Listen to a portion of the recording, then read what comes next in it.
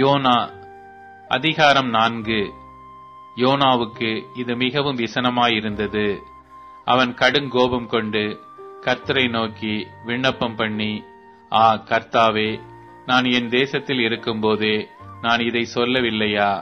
இது நிமித்தமே நான் முன்னமே தர்ஷீஷுக்கு ஓடிப்போனேன். நீர் இரக்கமும் மன உருக்கமும் நீடிய சாந்தமும் மிகுந்த கிருபை உள்ளவரும் தீங்குக்கு மனஸ்தாபப்படுகிறவருமான தேவன் என்று அறிவேன். இப்போதும் கர்த்தாவே, என் பிராணனை என்னை விட்டு எடுத்துக்கொள்ளும். நான் உயிரோடு இருக்கிறதை பார்க்கிலும் சாகிறது நலமாயிருக்கும் என்றான். அதற்கு கர்த்தர், நீ எரிச்சலாய் இருக்கிறது நல்லதோ என்றார். பின்பு யோனா நகரத்திலிருந்து புறப்பட்டு நகரத்துக்கு கிழக்கே போய் அங்கே தனக்கு ஒரு குடிசையை போட்டு நகரத்துக்கு சம்பவிக்கப் போகிறதை தான் பார்க்க மட்டும் அதன் கீழ் நிழலில் உட்கார்ந்திருந்தான்.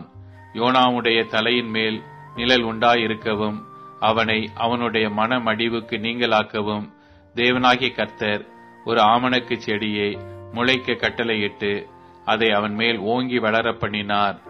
அந்த ஆமணக்கின் மேல் யோனா மிகவும் சந்தோஷப்பட்டான். மறுநாளிலோ கிழக்கு வெளுக்கும் நேரத்தில் தேவன் ஒரு பூச்சியை கட்டளையிட்டார். அது ஆமணக்கு செடியை அரித்து போட்டது. அதனால் அது காய்ந்து போயிற்று. சூரியன் உதித்தபோது தேவன் உஷ்ணமான கீழ்காற்றை கட்டளையிட்டார். அப்பொழுது வெயில் யோனாவுடைய தலையில் படுகிறதினால் அவன் சோர்ந்து போய் தனக்குள்ளே சாவை விரும்பி, நான் உயிரோடு இருக்கிறதை பார்க்கிலும் சாகிறது நலமாயிருக்கும் என்றான். அப்பொழுது தேவன் யோனாவை நோக்கி, நீ ஆமணக்கு நிமித்தம் எரிச்சலாய் இருக்கிறது நல்லதோ என்றார்.